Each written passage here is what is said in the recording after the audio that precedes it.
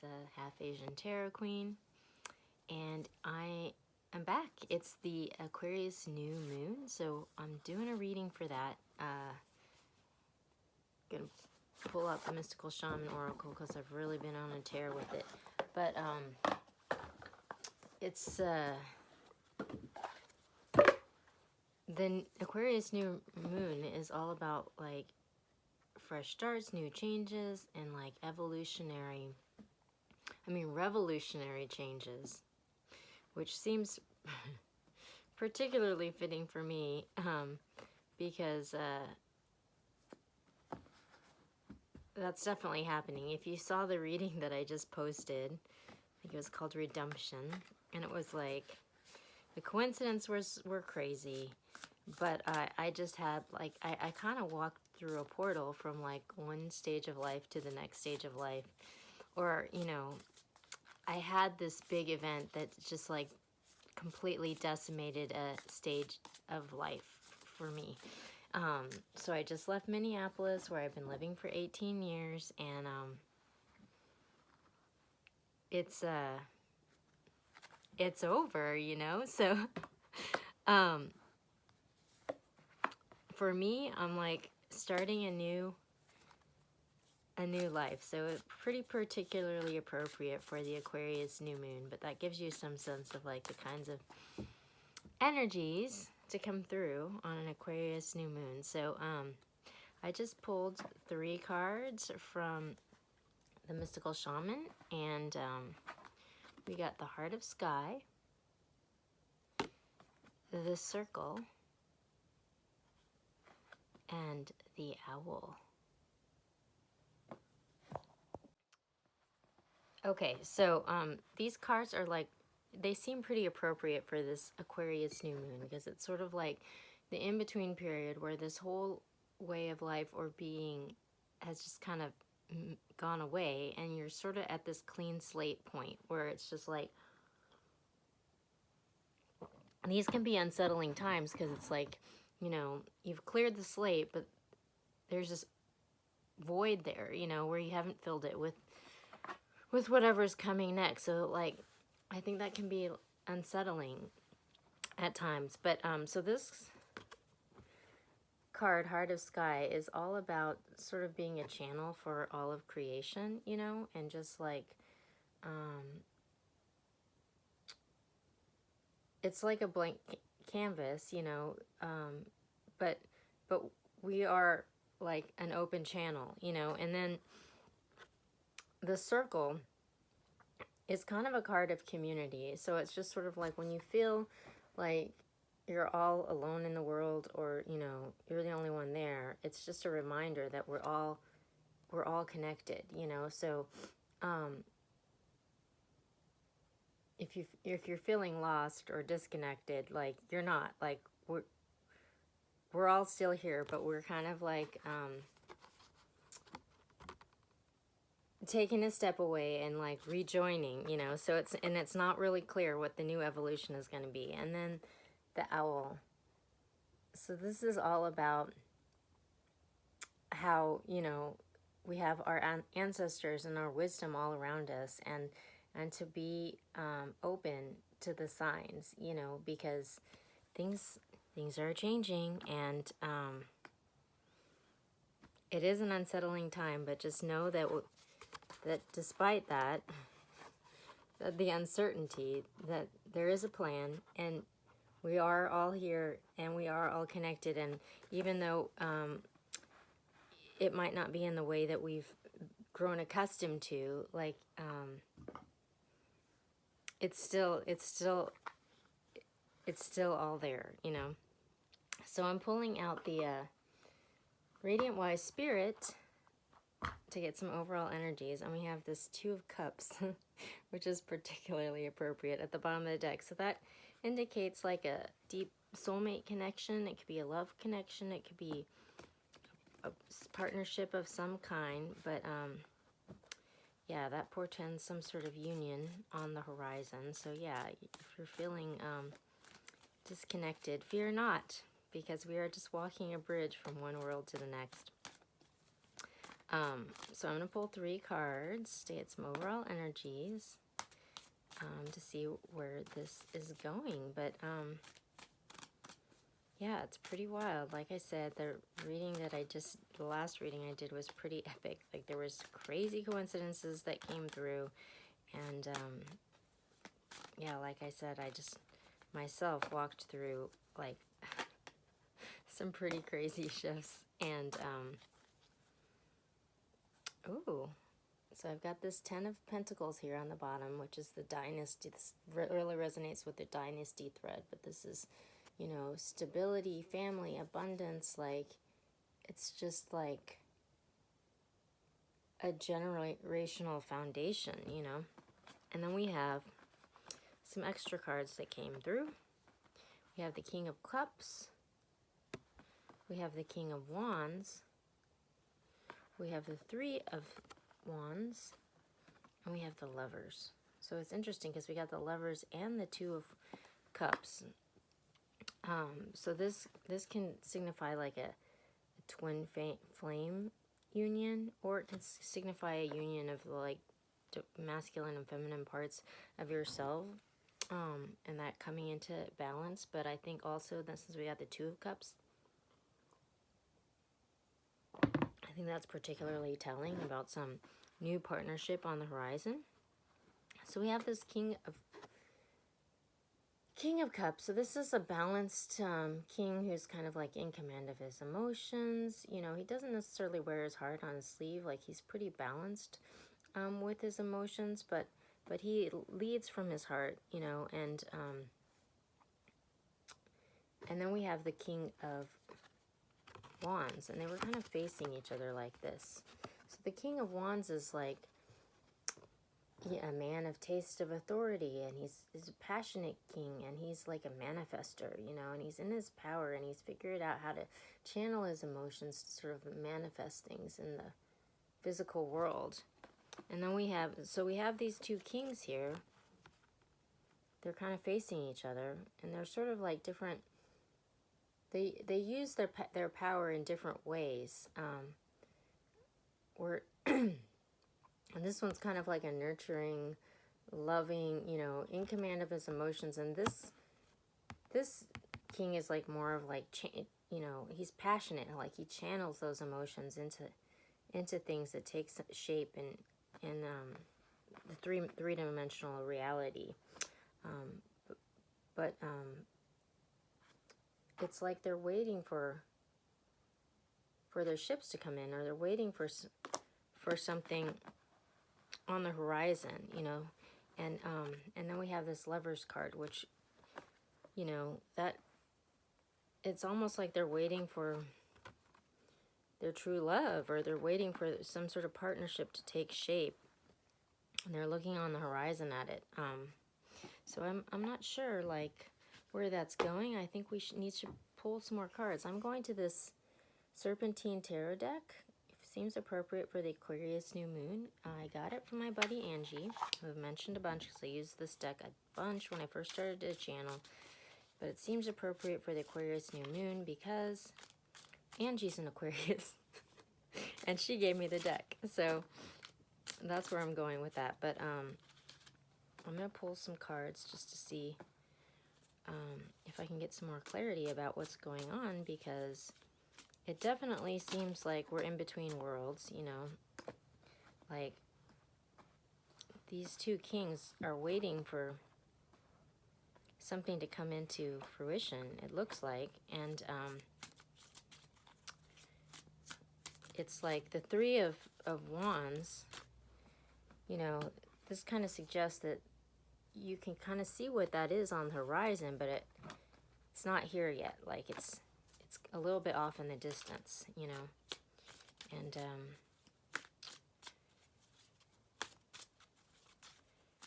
it's like all the readings since the new year have been all about this massive realignment that's been happening, you know. So it started out like in the realm of energy, like everyone, like over the holidays, is kind of evaluating like, oh, this is a new decade, like how do I want my life to change? And so people have really contemplated, like, you know, how they want to come into alignment with the life that they want to bring in, you know. And so I think that there's been like this period of contemplation that's really been prevalent, but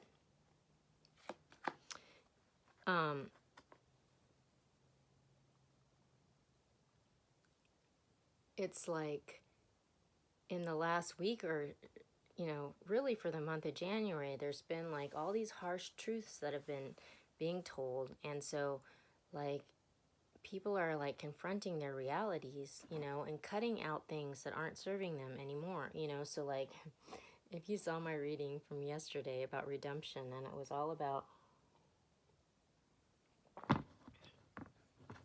walking through this portal where I'd like, it was like, okay, so I'm running out of space on my phone, so I'm going to try to keep it together. But we had some extra cards come out, so this is interesting. But I got the Judgment, the Hierophant, and the Knight of Pentacles. And so this kind of indicates, you know, there's like a reckoning that's happening with respect to some sort of family structure or dynamic, and but it's happening in slow motion is what I'm getting here. And so it's just interesting because this slow motion thing fell out right under this, you know, we see it in the horizon, but it's not quite here yet.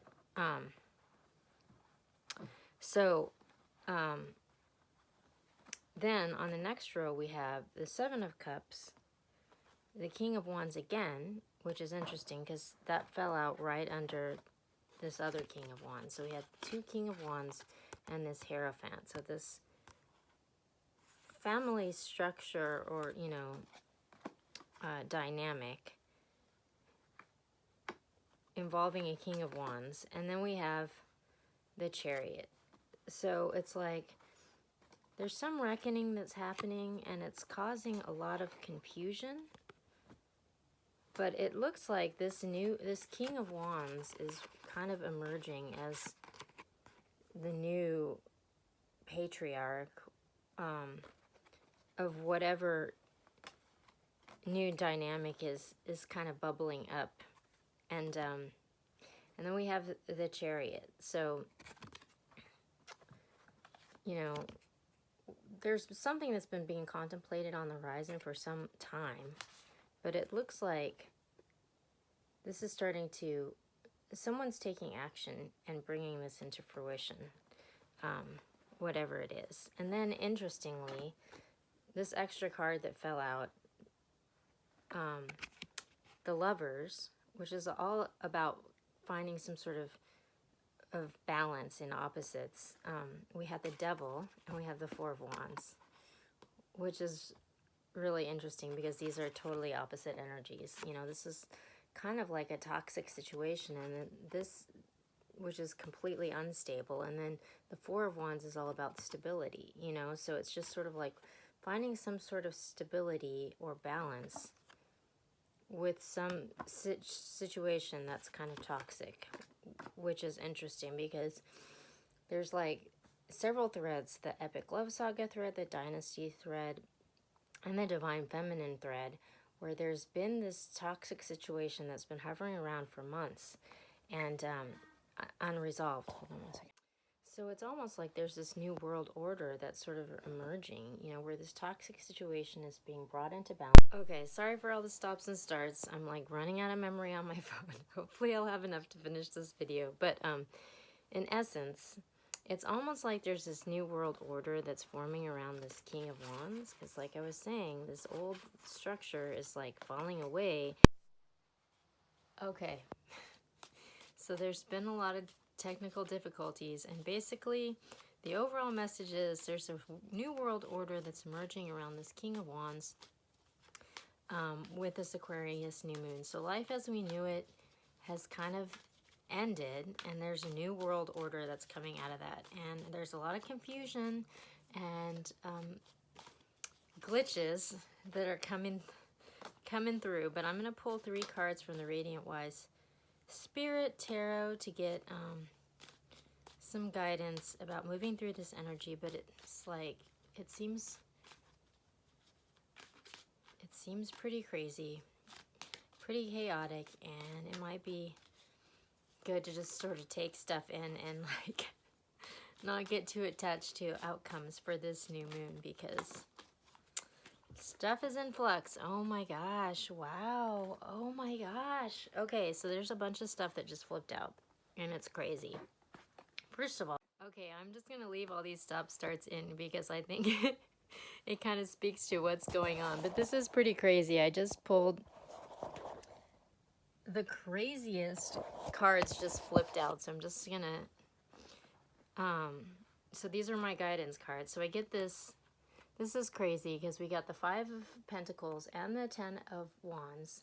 So we're dropping this major burden, which is this card of lack, and this was a huge energy that came through in yesterday's reading about redemption, but this is also a huge energy that's been super prevalent in this stalker thread, and it's been this toxic energy that's been blocking progress in like the divine feminine thread, the dynasty thread, and the epic love story. So it's like almost like all these threads are intersecting right now around this toxic situation, which is being dropped and healed, which was totally what yesterday's reading was about. It was like redemption, because this situation was finally being healed. And then these 3 cards came out. So we got the 4 of Wands, marriage, family, stability, a new foundation that's coming online, like this new world order.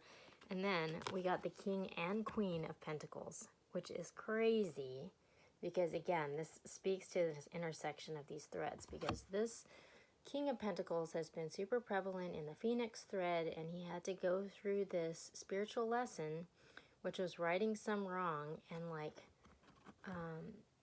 that had happened to his counterpart, this Queen of Pentacles. This Queen of Pentacles has been this huge energy embodying the divine feminine thread.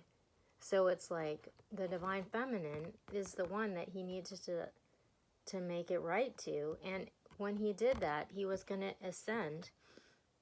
When he learned the spiritual lesson, that was going to trigger this ascension event for him, where he was going to become an emperor in this. And it's interesting because we have this whole new world order happening around this King of Wands. But regardless, we have a new foundation being built around this King and Queen of Pentacles, this divine counterpart. I mean, these 2 are meant to be. And it's happening because this toxic situation is being healed. So it's super wild. Like, we're having this total climax with the stalker thread, the dynasty thread, the Phoenix thread, the divine feminine thread, and the epic love saga thread, all in this reading. It's like a new world order is emerging, you know, but that's pretty cool. Like, I mean, that's kind of what the whole Aquarius new moon is about. It's about fresh starts, chaos, and I feel like that's pretty much what this reading has been. I'm going to pull 1 card from Sacred Traveler Oracle to end the reading, but it's a wild and woolly one, but good. Okay, so